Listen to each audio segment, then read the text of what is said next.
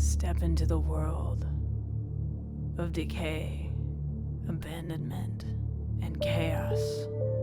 The story of an urban explorer starts here, at the beginning. Welcome to the podcast you've been looking for all along. This is No Tracers. Here, we take only photos. We leave only footprints. And remember, leave no trace. Welcome to No Tracers, the podcast about urban exploring, where I, your host, K, just the letter K, interview other urban explorers about their stories and scary times and injuries and all the crazy things that come with urban exploring. Welcome to the show. If you're new, hit the subscribe button. We have episodes come out every Friday. Super excited about this episode with SleepwalkerVisuals. Hit him up on Instagram at SleepwalkerVisuals. His link is down in the description for you, along with a couple other links. First of all, there is a link to notracers.com where you can find my photography book, No Tracers, an Urban Explorer's Diary, as well as a new urban exploring guidebook. I've teamed up with a digital artist named Cursed Sketchbook. I've had him on the podcast before. He's a Portuguese explorer who likes to draw on top of abandoned photography images. So we've teamed up and we are creating a book together with tips and tricks for urban exploring, along with my photos and his sketches. Super excited to share it with you guys. If you want to pre-order a copy, you can do so at notracers.com or notracers.com/shop. There's also t-shirts, duffel bags, backpacks, all kinds of cool stuff on that website. Beanies, just added beanies and shorts and some fun stuff. So if you want to go grab some stuff and support me as an artist, I would appreciate it a ton. Pre-order that book. It comes out on May 13th. That is the first Friday the 13th of the year, and I felt like it was fitting to have it come out that day.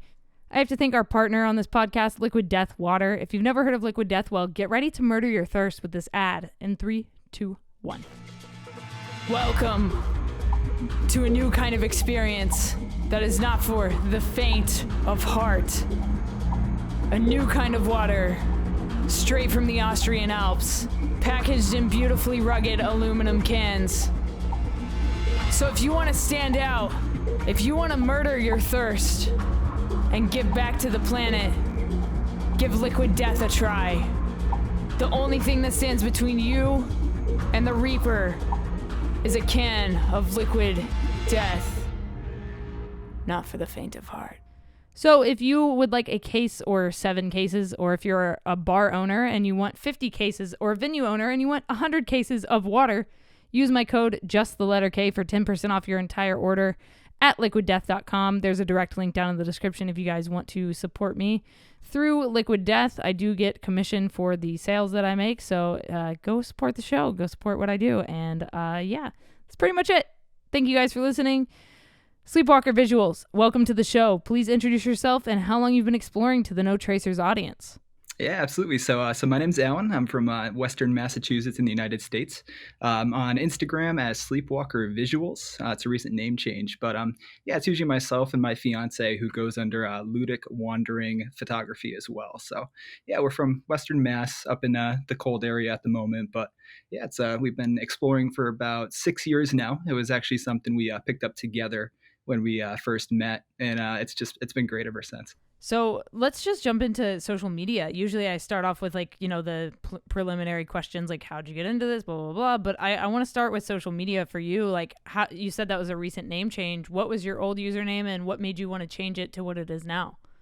Yeah, so I mean, when you kind of get into photography, you get that new kid in college idea, like, oh, I should, start getting a name for myself and everything. And it's like, what could I possibly do? So I wrote down 4 or 5 different names that I thought were pretty cool pertaining to, me and my, my job or my hobbies. And when I was younger, much younger, I had a really bad issue with sleepwalking. So it's kind of taking a jab at myself in a funny term. So I was like, I'll go with, sleepwalker photography. It's something pretty simple that's relevant, and then kind of I was like, oh, it looks too long, it's a little too cliche, so I'll just do sleepwalker photo. And that was my username for a while, for a bit, because I was just doing strictly photography. And recently, I picked up a lot of videography and a lot of visual arts and stuff like that. So as of about a week ago, I'm now a Sleepwalker Visuals. So it's kind of a more vague username that kind of states like it's not just photos. You know, it's now videos, visual arts, and things like that. Yeah, absolutely. And, I love the way it sounds. I think it looks cool. And I mean, like we were just talking before we started the podcast, how your like merch store, like the logo that you had made is super cool. Like I love that the way it's laid out. I love that it reminds me of like metal bands, and I'm into metal bands. So I'm like very like drawn to this type of font, like the spiky, kind of like tree branch looking font. And that's honestly, like, you pretty much hit the nail on the head. So with myself, I mean, I listen to a lot of different types of music, but I'm pretty much born and raised on hardcore, deathcore music, things like that. And those logos, they've always just been so amusing to me. It's like, can you read them? Can you not read them? So I was like, if I'm going to do a new logo, I definitely want to go for that kind of, hardcore, deathcore look to it, because in a lot of my stories on Instagram, with the 15-second snippets, I always try to find like, certain breakdowns and things, just to throw it out there. So I kind of, found it relevant. And the logo itself, like I said, it came out incredible. It's a gentleman from Brazil who's on Instagram as Necromon Visuals. And he absolutely killed it. So, I gave him the idea, told him I wanted it mostly legible. So, people like my mom, you could actually read it and figure out what it says. But yeah, no, he did an absolute great job with that new logo. I love it. It's very cool. So yeah, let's go back. How did you get into urban exploring in the first place? And what was your first exploration ever?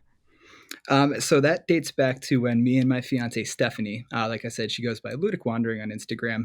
It's a huge staple in our relationship. So we first started dating in August of 2016, and before that, I mean, we were never really into urban explore. Honestly, we didn't even know the name of the hobby itself. I had to find out later what urban exploring was. But she had given the recommendation. She's like, hey, let's kind of go somewhere kind of like spooky and creepy, and I was all for it. It's a new relationship, things are fun. So we looked up the Hoosick Tunnel, which is in Massachusetts. It's a very popular place in New England. It goes by the Bloody Pit. Because there was a really bad explosion that happened during the construction of the tunnel that killed about 200 men that were working there. So yeah, obviously it was a tragedy. So there's always the rumors that it's haunted, and some creepy things happen there. So we took the drive. It was about an hour. And once we got our eyes on it, we're like, this is so cool. The history behind it, the eeriness, and ever since then, she's like, let's just find more places like this. And I was like, you know what, I am all for it. So, from that moment there, things just kind of flourished. We started looking up, started with Google image searching, abandoned Massachusetts, and see what we can find. And ever since then, her and I have been to hundreds of locations, and it basically stems from there. That's amazing. I love that you went to like the spookiest place you could find at the time, and then it kind of grew into this love for, as you say in your bio, finding beauty in the desolate and disowned. I think that's absolutely, that's super cool, and it really speaks to like the inner urban explorer. Like that's what we love. We do find beauty in those things. And for you, when did photography come into play in your life? Like not just for documenting abandoned things. Like when did you pick up a camera? Yeah, so that's the kind of thing, like I said, dates back to, me, like I said, poking fun at myself, with the whole sleepwalker thing. I guess during one of my sleepwalking episodes, my mother said I had come out looking for my camera. Again, I was probably, 12 years old at the time, and she's like, well, we don't have a camera. And that was kind of a funny thing back then. But after that, we decided to get a camera for like some family trips. And it was right when like the DSLR came out, just the typical point and shoots. And I kind of just borrowed it, walked around, started getting really interesting pictures of just landscapes and butterflies and flowers and stuff like that. And I brought them back to my parents, and they're just like, oh, these are really good. And I think they're just they probably just like, oh, these suck, let's just make them feel better. But ever since then, I've always liked photography, but kind of strayed away from it in the adolescent years and teenage years. But yeah, it definitely came back around when my fiance and I first started exploring. And it was cell phones at that point. And then, like I said, ever since then, we're totally self-taught. We bought our first, DSLRs and, $100 off Craigslist kind of thing. And it just grew from there. It's, no classes. It's just, pushing buttons and figuring out, how everything works, and, learning all the aspects and everything about DSLR photography. And ever since then, I think we've definitely grown a lot. I could say that. Yeah. On a note about gear, do you have like gear recommendations for people that are just getting into the hobby? Like, what do you take into abandoned places? For example, what kind of shoes do you wear? What kind of backpack do you use? Mhm. Tripods, things like that. Yeah. So, I mean, if you're just starting out, I mean, one main thing you definitely need is like a nail-proof composite toe sneaker or boot, because a lot of the places you'll go into, there's nails, and these days there's needles everywhere, and there's just so many things that could go wrong with cuts and punctures and things like that. So, I own they're called J3 boots. Again, they're very lightweight, composite toe, nail-proof, water resistant, things like that. It's just good to have in those places. And when I first started, her and I, it was, like I said, it was cell phones, iPhones, and she had some Androids that were way, way ahead of my iPhones at the time. So she was definitely outshining me there. But I would say, a good entry level DSLR, I am a huge Canon fan. So I started with a Canon T6. Like I said, it's very, very good entry level DSLR. It's got interchangeable lenses. That's how you start to get the feeling between prime lenses and zoom lenses, and it's just very, very easy interface to work with. So I'd recommend anybody doing that. Just get a nice, like I said, you don't got to spend tons of money, because people think the more expensive the camera, the better the pictures will be, and that's definitely not the case. It's whoever's holding the camera, regardless of what the camera is. And when it comes to bags, I mean, something that's waterproof, God forbid you drop it in some water, and can handle some asbestos and mold and stuff like that. But as of today, still a Canon shooter, tried and true. I personally use a Canon 90D, which is, very big, bulky Canon that, it's more for video. It's, shoots in 4K, 120 FPS and stuff like that, that my fiance surprised me with on my birthday a couple years ago. And it's, it's an incredible camera, 33 megapixel, the whole nine. And ever since then, we're strictly Canon shooters. She shoots with an SL2. And ever since then, like I said, we're just kind of stuck in that bandwagon, but it's worked out nice for us. Yeah, I mean, I love Canon. The color science is kind of like unmatched when it comes to what it offers, what it has to offer. And I mean, I personally shoot on Sony cameras, but I used to shoot on Canon and loved them until somebody put an A7S II in my hands and was like, try this Sony. And I was like, what is this mirrorless bullshit? But I mean, hey, Right. And now Canon's kind of coming back and competing with that. And now they're all very like kind of equal across the board, I think. So now it's up to like user preference on which one that you like to use personally. And, I love Canon. I think they're great, and they have great things to offer. So, I mean, that's awesome that you are tried and true on the Canon side. And thanks for sharing your gear recommendations. I think that people will get a lot of help out of those. I mean, I personally have been looking for a new pair of shoes to like bring in. So those J3s, I'm going to have to look into that for sure. I think that's the way to go. I've definitely had a nail go up through my shoe, and it's not a good time. That's no fun. Not a good time. First thought is tetanus. Yeah, absolutely. Especially we don't know how long these places have been abandoned. There's water and wind coming through, which is rust, which causes, tetanus to develop, and that whole thing. Yeah. Yeah, and that's the thing too, is that's a big no-no. Like I said, so if you hop on Amazon, you should find them pretty easily. They're definitely affordable and definitely worth it, because the cost of $50-$60 boots is better than a $10,000 tetanus treatment at the ER. So absolutely. Speaking of treatment, ER, things like that, do you have any urban exploration injury stories? We do have a few. Myself, I've been pretty fortunate with not to get so injured. I think maybe the worst thing that happened to me is we were at a very well-known state school up in Massachusetts, and there was a security kind of driving up and down the main drive of the campus. And being me, I stuck my head out of a window just to kind of see what was going on, and didn't realize that there was a very, very jagged piece of glass protruding from the left side of the window frame. It was broken out, but I thought all the glass was broken out. So I poked my head out, took a look, didn't see anything. And as I brought my head back in the window, there was the sickening crunch of glass inside my ear. Oh. So that right when I heard the crunch, I was like, that couldn't have been anything good. Immediately put my hand to my ear, and my finger went inside a an extra ear hole, I could call it. So right inside the conch of my ear. So that was a fun time. Middle of summer, so your blood's nice and thin. It starts kind of pouring all over the place. So immediate treatment. And, both myself, I work as a nurse, and my fiance, she's got medical background. We immediately did everything we could. We flushed it, got some gauze in there, and I used one of my bandanas to kind of, earmuff myself. And as we're walking out, the security finds us again. And I'm doing everything I can to keep my head turned away from them because I'm, like I said, my shoulder's all covered in blood. I don't need any more issues from them. And luckily they didn't notice, but it's probably the more memorable injury I've had there. But when it comes to my fiance, who's she's a very petite girl. She's about 5'3", 5'4". Her and holes in the floor aren't best friends. So there's a situation we had where her and I and a couple of our friends were exploring an old hotel out in the Catskills in New York, and she actually was live streaming on Instagram while this was happening, which makes it even funnier. So we're walking around, and she kind of goes off by herself sometimes to kind of look around and things. And her and I communicate from a distance by whistling to each other. You don't want to yell out, grab any attention if anybody's outside or anything. So we whistle to each other.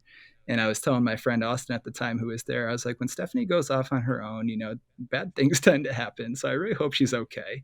So while she's live streaming, she falls right up to her waist through a broken wooden floorboard. Oh my god! And it's like I said, it's all on video. And she starts yelling. And she's like, babe, I'm in a fucking hole. And I was like, oh god. So we're trying to find her because keep in mind we have no idea where she is at this point. And we finally come into a room, and we see her, and she's pretty much got her arms spread out on the floor, just holding herself up. We don't know if she's going down 2 floors or what. So she's asking, she's like, obviously come help me. And it's like, well, I can't, if I come any closer, I'm going to fall in the hole too, because I'm definitely a lot bigger. So we kind of just inched our way over, got her up and out. And, fortunately she was okay. I was worried about, some crazy lacerations and stuff, but yeah, she definitely took a plunge through the floor. And if I get a chance to send you that video, I happily will, because it's really funny to watch. Oh my god, please. I would love to include that, like, in this. I make like a YouTube version of each episode. So like to have that video would be fantastic to put over. Oh yeah, I will happily get that to you. Fantastic. Not a problem. Thank you. And so first of all, let's talk a little bit about Soul Seekers Paranormal. Tell me about that project and what you guys do. Yes, absolutely. So Soul Seekers Paranormal is a paranormal investigation / urban exploring project that it's myself, my fiance Stephanie, and 3 of our friends from New Hampshire. So we've got Austin, goes by Austin Abandonment on Instagram. We've got Jill, goes by Jay Londu, and then our buddy Corey, who goes by Limitless Corey on Instagram. And it's something that we always kind of discussed, because we weren't like, hey, let's go ghost hunting someday. It was a matter of how many experiences we would have without looking for them. So we would go to these abandoned places, whether it's just Stephanie and myself, or a group of us, and we would just have these unexplainable things happen. And we're very open-minded to paranormal spirits and energy, but there's just some things you rule out every scientific explanation possible to the point where you have no explanation for it. So again, we have plenty of videos that, we've got a few on YouTube, a couple episodes at a very popular reform school in our area. And it's just incredible, some of the things you get, the communications you have, but it's definitely, we're not in it for jump scares and just trying to go have our own experiences. We really want to connect to these people because, abandoned buildings are exactly that. They're abandoned buildings. Nobody's in and out of the place. They have 0 interaction. If anybody's there, it's either people like you and I who are exploring, or, maybe some kids who are there to just ravage the place. But yeah, so it's a project we put together where we actually started doing a little more detailed investigating, with our meters and EVPs and things along those lines to, try to connect with some of these, spirits and energy that are trapped in these places, which were, like I said, most of them are very horrible places that did, traumatic things to people, which, if you watch a couple episodes on there, you'll see we throw some history stuff in there. And when we go, we really, really work hard to, make contact, and we've had a lot of success with it too. a lot of it, sometimes it's funny, sometimes it's like extremely emotional to the point where like most of us are in tears. But yeah, it's something that we just recently started, and we've got the third episode is just about done. I just have to stop being lazy and finish it. But it's an amazing story, the one that we have coming up next. But yeah, it's something that we didn't think we'd end up doing, but we're really happy that we are, because what we're coming across is it's incredible sometimes. Yeah, it's crazy. I got to go to Illinois, to like a rural area in Illinois, to this place called Ashmore Asylum. And all the big ghost hunters have been there, the TV shows, movies. So many people have been to this place. And a guy found me on a freelancing website, because I freelance as a videographer full time. And Oh, sweet. he was Sweet. like, hey, so I want to start like ghost hunting, and there I found this place. I can rent it out for the night. There's like a caretaker, and you can like basically rent the place. It's an abandoned asylum that you can get access to, which is that's always a good gig. Yeah, for sure. And he was like, do you want to, come out and film this for me? And I was like, oh, I happen to be an urban explorer and I love abandoned things. Like, yes, like of course. your specialty. It's your calling. Yeah, exactly. I was like, this is like my ideal gig. And so I got to go out to Illinois, got to stay the night at this asylum, and the next morning he left early, and I had like 3 hours by myself in this abandoned asylum, and I was just like basically frolicked through the hallways, just having the time of my life, like not being worried about security or anything, so it was like a really, really cool experience to do that. And yeah, you gotta love that. Oh, it was so sick. And unfortunately he like didn't continue on to like keep ghost hunting. He like moved on to other ventures or whatever, and it's sad, because I had so much fun doing that, and I would love to like keep filming that kind of stuff for people. I don't personally ghost hunt because I don't want to fuck with that stuff, but I would love to film people do it. Like it's such a fascinating thing to me. And I grew up watching like Paranormal State on TV all the time, and I'm friends with the host Ryan Buell on Facebook, and like we communicate. Oh, that's awesome. And I love that kind of stuff. And for you guys, like, what was your scariest exploration? So in regards to just in general, or kind of with the Soul Seekers crew? I say both. So give me like one with Soul Seekers, and then one just in general. So I will. So one on a personal level. So between Stephanie and I, this is one that still baffles us to this day, and again, video evidence of it. So there's a popular spot, and I can name drop because everybody knows about it. It's called Holy Land, USA. It's in Waterbury, Connecticut. And what it is at one point it was an abandoned Christian theme park. And, it's up kind of right above, the highway. It's a very cool area. It's got 100-foot, light up cross, and it's got a bunch of cool stuff up there. If you look it up on Google Images, you'll see the kind of stuff that's there. And unfortunately, there was, an occurrence that happened there. I can't recall the year, but, a younger boy, he was about 16. He took one of his best friends up there, who happened to be a girl at the time. And, he had raped and murdered her there.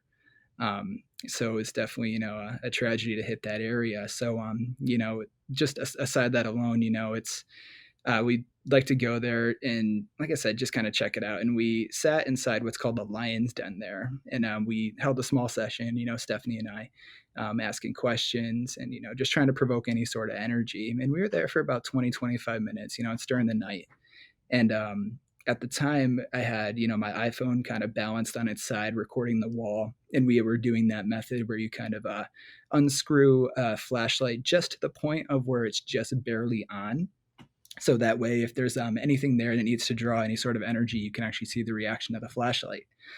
And when this had happened, we were overcome with an intense smell of like burnt leather. It was such a very strange, because like I said, we're outside, it's nothing that's just going to come over us, but burnt leather just kind of like filled this little den we were sitting in.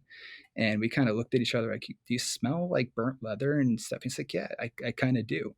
And not even 2 seconds later, so we're looking into the back of this den, which is just a rock wall, and all we have as a light source is just that flashlight.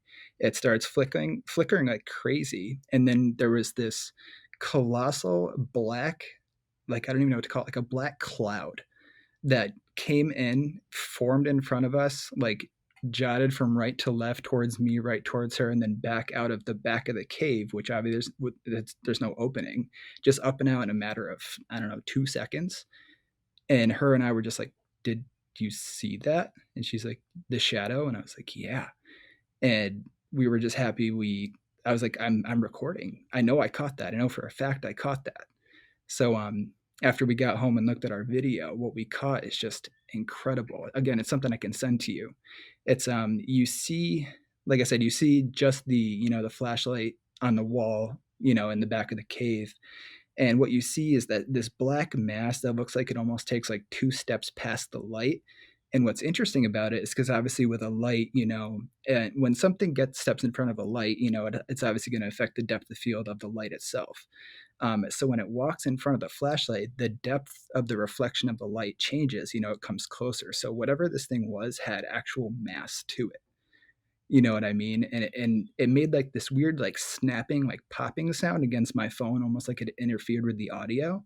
But I know nothing hit my phone because it was just perfectly balanced on its side. If something hit it, it would have fallen over. But it's just like this loud snap in the audio. This thing walks by, you can clearly see it, and it just up and out of the cave. And it was just, we could not explain that one. And that was just before we're just like, all right, maybe we should start, looking into this stuff a little bit more. But that was just, it was scary, but it was also just amazing at the time. So that was that's one we always talk to whenever anybody asks us about one of our best experiences. We've had a ton, but that one just always stood out to us. And the fact that you were able to catch it on camera and it didn't distort your camera at all, like that's incredible, because a lot of times people don't have anything to show for those situations or those experiences. Right. So the fact that you actually have the evidence speaks volumes to what you do, as a creator, as an artist, as an explorer, and as a paranormal investigator. I think it speaks volumes for sure. Right. And it's one of those things, you see other people's videos and it's like, because it's somebody else's video, could they have doctored it? Sure. Could they have done this? But to know like this is our video on our phone, it's just so cool to have. So that was definitely a awesome experience between me and her. And I would say, short but sweet experiences with the Soul Seekers crew is in our part 2 of the Reform School, which like I said is on YouTube if anybody takes the time. First episode's about 47 minutes, second one's around an hour, but that's just because there's so much going on there. Towards the end of the first episode, we make contact, with a woman named Dorothy. And the whole conversation we have is so relevant. It just seems so heartbreaking. It just sounds like she's really just stuck there. And then shortly after, we're having this conversation, there's a lot of just unexplainable banging, scratching, crawling, like at the very bottom of the staircase we're sitting at. And it just has us speechless. And it goes on for 30 seconds to a minute. And we're thinking, like, could it be an animal? And we're like, no, this is very specifically, footsteps and things happening in a very secure building at the time. And, when it comes to being scared, you think someone's in here, someone's going to come up here, some drug addict, some homeless man is going to come up here and start, it's the middle of the night kind of thing. So, you're primally scared. But then once you start to realize that it could be something like this, you start to get more intrigued and, the emotions start to kind of be a little more, positive rather than scary. And then, later on in the second episode, we actually reconnect with her, later on in one of the same buildings, not far from where we had the first experience. And it's just one of those things where, it's so hard to explain. You don't want to call it scary because if anything, it's actually kind of sad. Like I said, these soul spirits, whatever, they're stuck and you don't know what to make of it because as it's happening, you're just like, sometimes, what you've always known as reality gets really distorted and it really sends you for a loop in an emotion you're not really familiar with. So you could call it fear sometimes, but again, it's like, just complete, almost just like not so much confusion, but like almost like a distortion of reality because what you're interacting with is something that's not readily known as like, an actual thing. Like I said, it's a lot of people, it's speculation, but yeah, because it's intangible. Yeah. Right. Absolutely. So we've had a lot of, things happen with the Soul Seekers crew. That's, it's just so hard to explain and put in one adjective. Yeah. But again, we have more stuff coming out, and hopefully you get a chance to see it because it's truly amazing stuff. And of course, some scary stuff happens, but all around, yeah, it's just incredible sometimes. Yeah, and I don't get too many paranormal, first of all, believers on the show because a lot of urban explorers are skeptical of these things, and so to be able to have someone like yourself on the show to talk about what you do and the things you've experienced is super cool to me. And it just makes me want to like pick your brain more about the things you've experienced. And there's this theory I heard years ago about why people have the same experiences over and over and over again, like in haunted places. Like, you know, they'll say like, oh, there's Dorothy, she always does this and this and this, you know, like it's always in the same room or the same area. And there's this theory that spirits are similar to like they're like stuck in a tape recording is the most easy way to explain it. Like it just repeats and repeats and repeats and repeats, and that's why people have those experiences over and over again. And like multiple people can experience the same kind of thing in the same area, and I just think that that's such a fascinating thing. So yeah, it's super cool to have you on the show to talk about this kind of stuff. And so let's go into your most dangerous exploration or your riskiest exploration. Oh boy. I will, when it comes to dangerous, I mean, we haven't found ourselves in too many dangerous, like, you know, physical harm situations. I would say there's a cancer treatment hospital that's in Eastern Massachusetts that requires like 100% a P100 respirator. You know, it is sealed up, no air. It is black mold, asbestos, no light source. This place is an absolute, just like I said, breeding ground for disease. And earlier, it was probably, I'd say maybe 2 years into our relationship. Like I said, we didn't even have cameras at this point, so we're just kind of roughing it. The minute you got in this place, you could just tell, like if you were to ever get in a situation where you're stuck in here, or if you even take your respirator off, you're either going to walk out of there with pneumonia, or you're going to be truly trapped in this place. Because in order to get into like the actual hospital itself, there's a boiler room that's separated way back in the campus. You go through this very, very small window, and there's an underground tunnel that's about, I'd say probably about maybe 500 yards. That's about maybe 3 feet high, water in the bottom. And it's just a straight shot through this extremely claustrophobia inducing tunnel. And it's even worse when you got a respirator on, knowing you can't take it off. And it just, you know, it starts to get to you. And then once you get into the actual, you know, hospital itself, it's kind of a maze of, you know, doors and hallways and this and that to get around, because again, it's pitch black.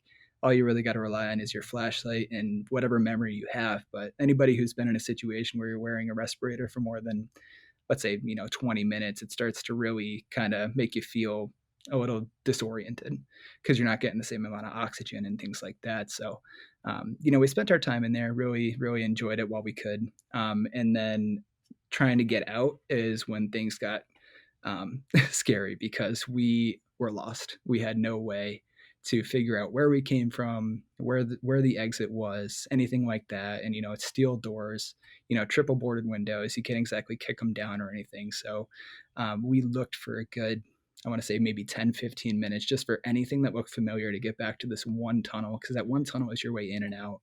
And you really start to have a panic attack. You know, you're just like, I can't take my respirator off because, you know, I could get really sick in here.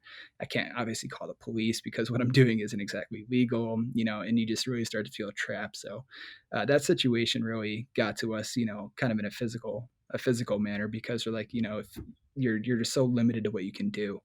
And after a lot of frantic back and forth, we finally got to some stuff that looked familiar, and we luckily found our way back to the tunnel. And after we got out, you know, that first breath of fresh air was just, it was just such a nice thing. But yeah, we truly actually feared for our health at that point. So that was a tough one. So, you know, if anybody, you know, listening is going to do something like that in a situation like this, you know, I've heard bringing glow sticks is a good idea. Oh, shit. You actually leave glow sticks as you walk, and then you use those to kind of trace your way back, because, you know, it's going to be pitch black in there. Yo, I didn't ever think of that, but that's brilliant. I thought that was an amazing idea. That's like some Tom Clancy spy shit. Glow stick trail. Right. I mean, it's fun and it's extremely smart. I mean, I wish we had known that before going in, because it would have been great to exercise. Wow. But, yeah. I was going to say, yeah, if you're exploring a big, you know, campus that you need to know your way around, glow sticks are a great idea. Listen, the investment in glow sticks is going up. There you go. That's crazy. So it reminds me of a similar story I had.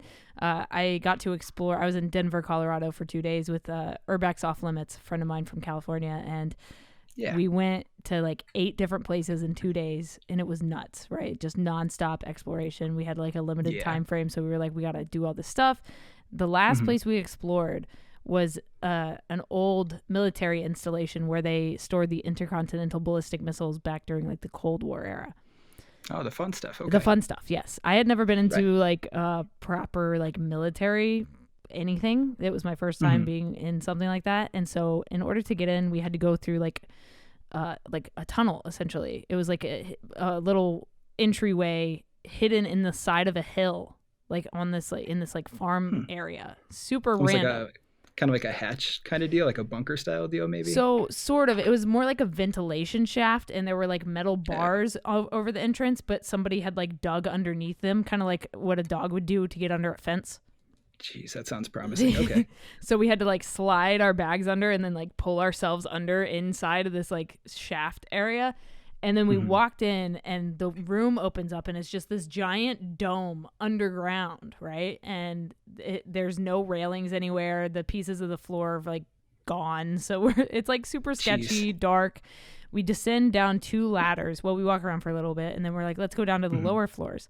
So we descend these 2 like hand-foot ladders and get into the bottom, and that's where all the tunnels begin to go to each of the like, you know, I guess rocket shafts. There's no other way to like explain what they are. It's just I don't like the sound of all the tunnels. That just scared me already. Yo, it was the most nerve-wracking situation. We have no phone service because we're underground. It's freezing cold because again, we're underground, and there's like standing water in there, and it's like got like oil in it and like rust. Like it's like orange water.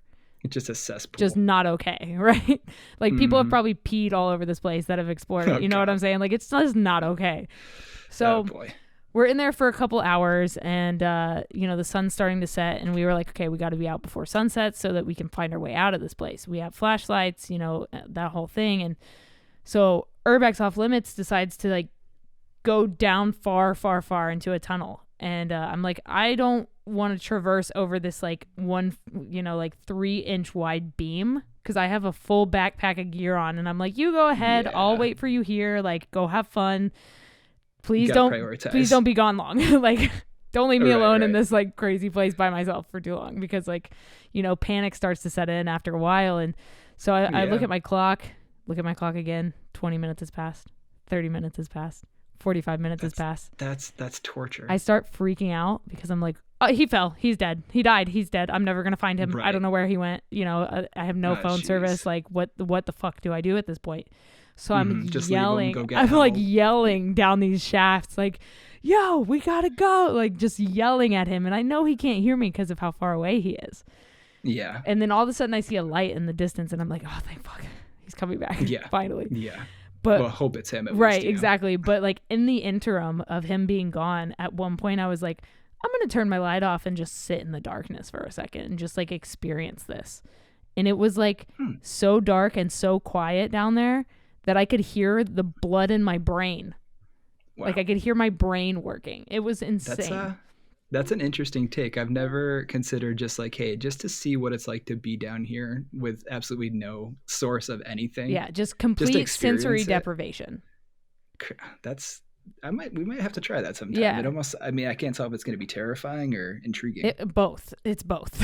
I can tell you right now, it's both terrifying and intriguing at the same time. But like, I wish I had like a night vision camera to like film myself and like see how like my face reacted to it, because it was nuts. It was a crazy experience. But your experience of, you know, being in that small tunnel in a dark building like reminded me so much of that experience, and I had to share that on here. I don't know if I've talked about that story, but man, just get that primal sense of, you know, panic, like, you know, do I go look for them, do I stay here, do I leave, you know, you're stuck, it's you and your mind at that point. Exactly. You know? It's tough. Yeah, but I mean, it was him that with the light. So he came back, we got out of there, and as we rose out, it was like 70 degrees when we went in, and when we were coming out, it was about to start snowing. Oh wow. It was nuts. It was such a crazy experience. We had like the whole spectrum of weather on that trip, but This was Colorado. Yeah, you yeah, said? Denver. So, I mean, that's kind of what happens there Gotcha. sometimes. And it was November. Yeah. So, I mean, of course, it's going to snow at some point, Yeah. Yeah. We haven't been that far west before. We obviously would like to at some point. Sure. So, but we're pretty much, local to New England. So Cool. I noticed you go to a lot of different places. So where's your hometown? So, I was in California, but in December, I actually moved to Nashville. So, I live in Nashville now. Okay. So, I'm Gotcha. over here, more centralized, kind of towards the east. And I'm trying to get out to do more East Coast stuff and like Northeast stuff just because I haven't done it. Like I've done most of California. I've done Washington. I've done the whole like West Coast thing and Vegas. And, there's a bunch of stuff out there. But now that I'm over more on the east side of the country, I would like to do more Northeast stuff. And I would like to eventually do like an Urbex tour of the country and just meet up with different people I've had on the show to like explore their areas. So yeah. And that's the thing, having this network of people, they're few and far between, but that's the thing is being far between. You have people out in, like you said, California, Tennessee, people in Europe, you get to know really well. So it's actually good to have those connections. And I highly recommend, the East Coast is really, really cool. It's full of tons of iconic stuff, a lot of stuff you'll see all over social media and stuff like that. But obviously, if you make your way up to New England, like I said, shoot myself a message, sure. Whatever's left, of course, things are getting demolished left and right. And it's heartbreaking. Yeah. Stephanie and I have an art gallery in our house, and we actually have one wall dedicated to all the demolished or repurposed or, locations we've been to. And, it's got a big placard over it says rest in pieces and stuff like that. So we kind of keep tabs on what we've been to and what's gone now. But if you make it up this way, whatever's still left, we'd be happy to show you around the area, especially New York and Connecticut are just honey holes for places. Yeah, I mean, I know New York is nuts. There's so much out there, and there's like a lot of giant things up there. So I would love to, get up there and do some stuff. So yeah, I mean, I would love to meet up with you guys and explore some stuff. Maybe like come up for like a week or something, and just go crazy and explore. But speaking of like art galleries and things like that, like I have this dream of one day opening like an urban exploring museum where people can submit their artwork and, unfortunately or fortunately, whatever, some people take things from these abandoned places, especially like houses that, are going to get demolished or things that they know are going to get demolished, and they find like a camera or they find a trinket. Like I've been to a glass factory in Pittsburgh, and I have like a set of porcelain doves that were left there because they used to do glass and porcelain stuff. So I was like, you know what? I'm just, nobody cares about this, honestly. Right. But I would love to have people submit like a piece of art, like a photo they've taken at the place, the little trinket or token, whatever they found, and have like a plaque. That is such an awesome idea. Just it would be cool to do like a pop-up thing that like traveled around the country and like just different art galleries, things like that. So I mean that's definitely like a huge goal of mine, maybe like 5 years down the road to have something like that. I have a lot of goals with like urban exploring. I love this shit. It's so fun. Right. And if the pop-up idea all over the place, a great idea, because then you get people from those areas that want to contribute and kind of, swap stories and stuff like that. So that's, most people, like I said, it's there's a difference between, stealing things from places or preserving things from places. So, that's the kind of thing too. So in our art gallery, like I said, we're not going to go in and take, a 4-foot stained glass, window out of the place. We're going to find this little, old portrait photo that's been there, or like, a set of rosary beads or just something that, reminds you of that place. Because again, most of these places do just get demolished and end up in a landfill, so keeping those little pieces is, commemorative. If anything, it's more respectful than what they do to it. Yeah. And it also comes, with some cons, because some, like I said, back to the spirit talk, some things like to attach themselves to certain pieces and certain things. So we've had, some things happen around our house. There's currently a situation going on we're trying to figure out. But one thing to stay cognizant about, if anybody's going to preserve something, just keep in mind that, there is a risk there, both spiritually and physically. So. Absolutely. Yeah. And then what do you do when you're not exploring abandoned places? So between Stephanie and I, so we're the typical, Monday through Friday, 8 to 5 kind of people. Like I said, you and I figured that out because we've tried to get on the podcast, but I'm like, oh, hey, I got to work, this, that, the other thing. But so I'm glad we finally got around to it. So on our weekends, that's our time to definitely decompress. And, if it's not exploring abandoned places, we like to go to very, very scenic areas, hikes, summits, things like that. Her and I, we have 6 cats at home. Love that. So we're cat parents, and taking care of them can kind of be very time consuming, but we love every single one of them, so spending time at home with them is good. And you're kind of your typical introverted extroverts. Most of the time we just want to kind of sit home and not do much, but other times if we're going out, we're usually going out to do kind of bigger activities, whether it be fishing, hunting, meeting up with people, things like that. So it's pretty much the common hobbies you'd have up in New England, the things you can do when the weather is actually permitting, because we're in like our 3rd winter right now, because it never just goes from winter to spring up here. It's winter, full spring, second winter, actual spring, and then 3rd winter. It's great. And if you could live in one abandoned place you've explored for an entire week, which place would it be? Ooh, that is such a good question. I would say, are we saying in like its current state or restored state? I would say in its current state, so like in an actual like abandoned decaying building, but you're comfortable, like you could have like a bed or a mat or a sleeping bag or whatever you would need to be comfortable in this place. Yeah. No security risks, nothing like that, like just chill. Okay. Yeah, I think if I'm gonna base it off of basic necessities and comfort, there's a hotel in New York that's it's rather popular. It's I'm trying to remember the town that it's in. I'll just say it starts with an A. It's an A hotel that people have stayed there. There's people I know of that have stayed there overnight because the beds that are left there are in like pristine condition. Half of them have like moss growing on them. Cool. But I don't know if you've ever seen it. It's a pretty popular picture that's taken there. It's a big stack of TVs in a yellow room. Oh yeah, I know what you're talking about. Yep. Right. So that hotel is just it's an endless supply of beds and chairs and a theater area and a kitchen and stuff like that. And it's very secluded out. Like in it's more mountainside. Like I said, not too close to society, but just close enough. I feel like being out there would be really cool to like I said, kind of have the isolation out in nature.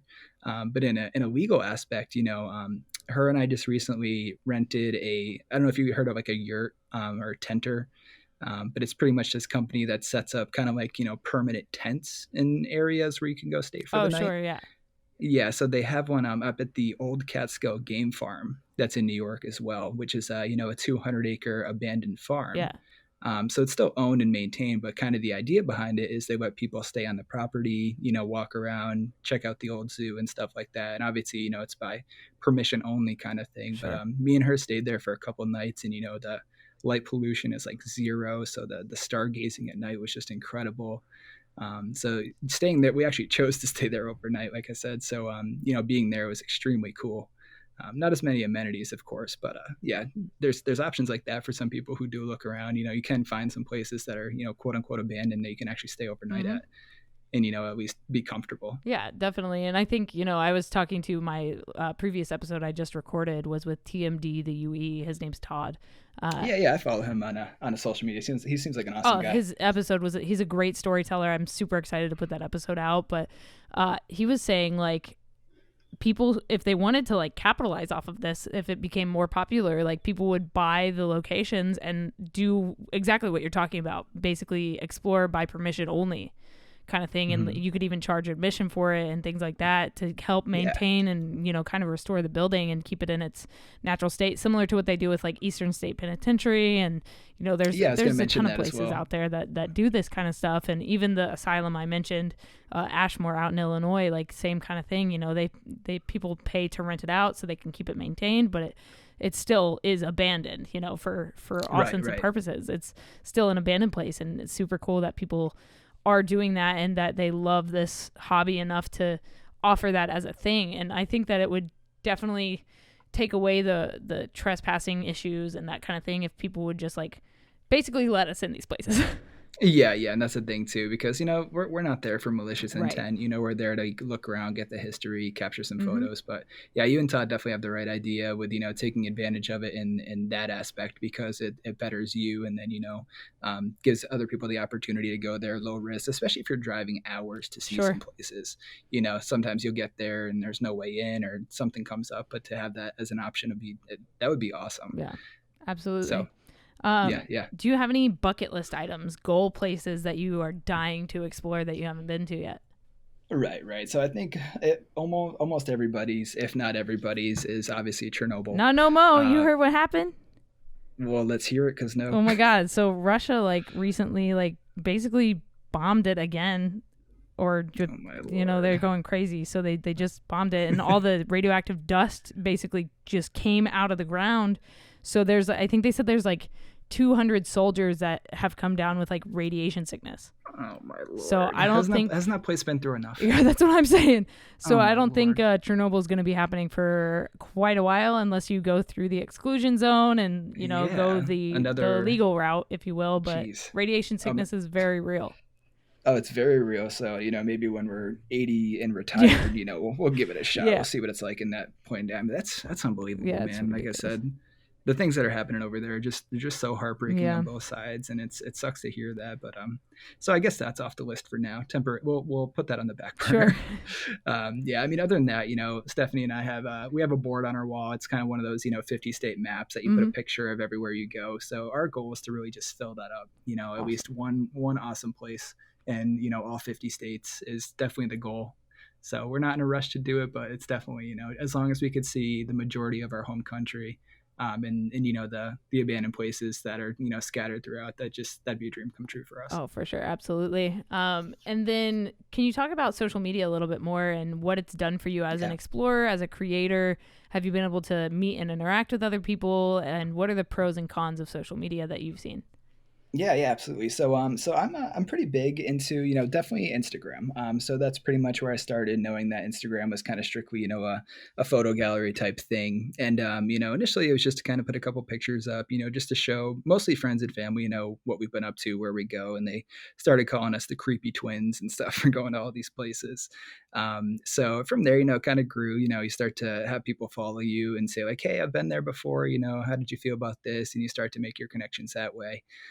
So, we joined some Facebook groups. Of course, there's ones like Abandoned Massachusetts and things like that. I'm not even sure that group's still around, but it helped us too, because we'd be in certain areas of the state where, we go to a spot that's, it's sealed tight, or there's no way in, or there's just an unforeseen circumstance. So, we contacted the admins of the page, and we're like, hey guys, I think you live in this area, so if you don't mind, like, do you know any places in the area that me and my fiance could check out?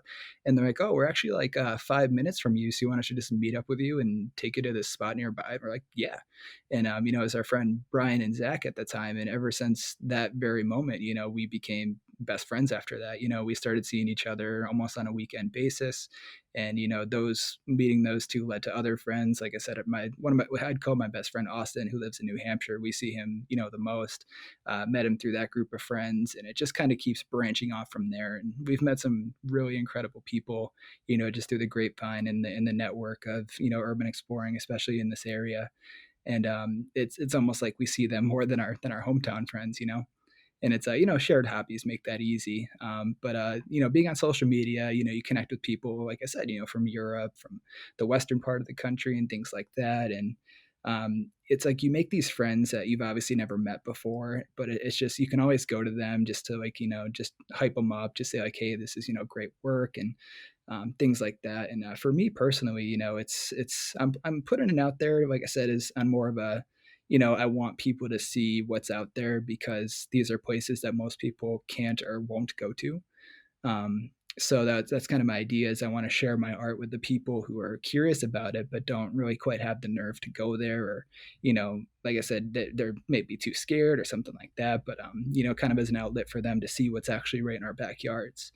And aside from that, some people are like, oh, you should make some shirts or something. I'd happily, rep your photography brand and stuff. I was like, all right, I mean, that's something I'm cool with. I'll give it a shot. I put together a couple graphics, and they sold out super fast. I have a good, support system with friends and family around here. So I actually started liking the idea of, graphic design and making certain, merch items like hats and stuff. And obviously, there's prints, and I have some photo books and things like that for the people who are more in the art aspect. But the support aspect, with like, shirts and stuff. It's like it's been fun, like the minute I see like an order come through, I get so happy. Like I'll message that person. I'm just like, thank you so much. You're so awesome. I'll put like, the puppy dog eyes, like, thank you so much for supporting me.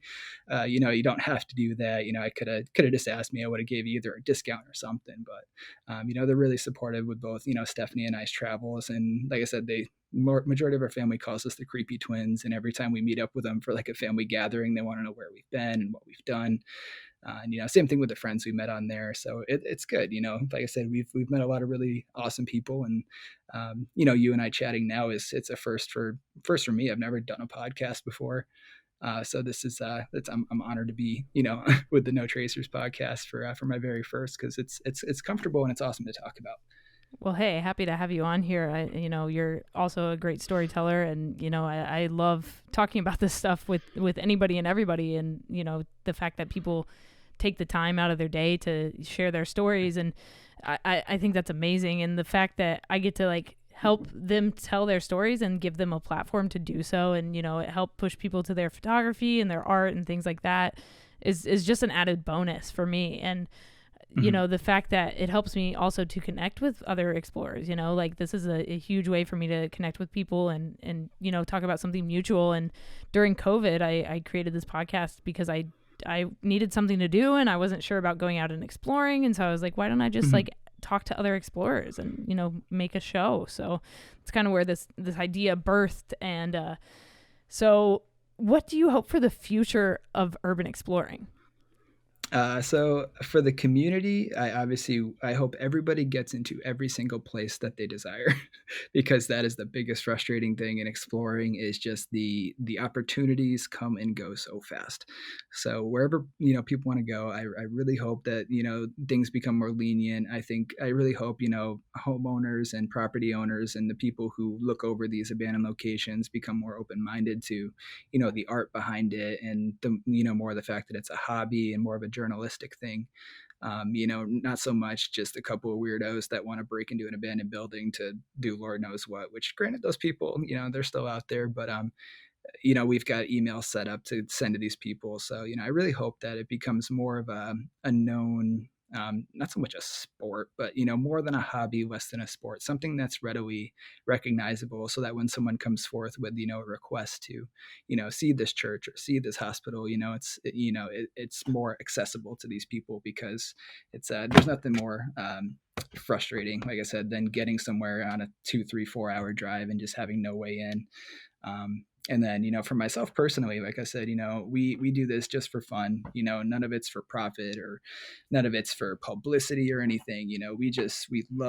Absolutely love sharing the places we go. We love sharing the videos of, the paranormal stuff. And it's something that we hope, like you said, like hope people can live vicariously through what we do, because, they might be stuck at home, not able to do it.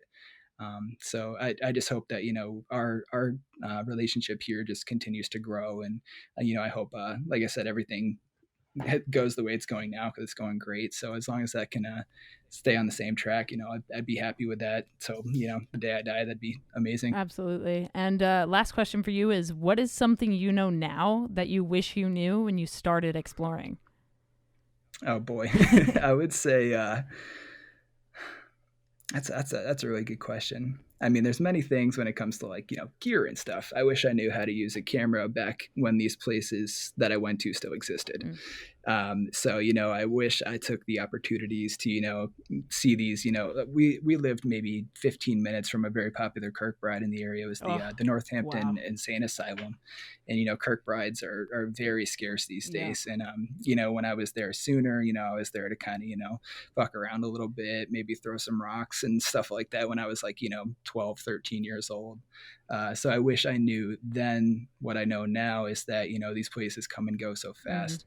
And you really gotta, just take that risk, go out there, take some time out of your day, even if it doesn't work out the way you want it to. Just, live life knowing that you tried doing what you've always wanted to do and fail at it, than to have not tried at all. Absolutely. So that's one thing I can pretty much tell to anybody that wants to do even just anything, even just get into photography, buy yourself a camera, get into it, because, if it's something you don't like, you'll figure that out really quick. Or if it's something you love, it can open up a whole new, a whole new chapter, like what we have here. It's a like I said, it's a huge staple. And it's something that we always look forward to doing. So I wish, like I said, I wish I knew back then how important and how fragile these opportunities are. Absolutely. To do what you can do while you can do it. Oh, for sure. And if people want to keep following your journey and your explorations, let them know where they can find you online: Instagram, YouTube, TikTok, all the good stuff. Yeah, absolutely. So very few social media. So on Instagram, it is SleepwalkerVisuals. I've got a couple websites. Like Kay was saying, I do have some merch and some photo books and prints if you want. It's sleepwalkervisuals.square.site. There's some cool stuff on there. And if you guys obviously want discounts and stuff, because like I said, I sell things because I think people should enjoy them, not because I want profit. Shoot me a message. I'd be happy to give you some discount codes. And for our paranormal group, we're SoulSeekersParanomral.NE. NE as in New England. So if you look us up on YouTube, we should pop up pretty quick. We've got two episodes out now. We just started this past September, and we've got some new stuff on the way that's really, really cool. And again, it's more history. It's no jump scares. It's no BS. It's not something you would see on the Travel Channel sometimes. It's very, very genuine stuff, and we love sharing it with people. So if you want to check us out, definitely find us there.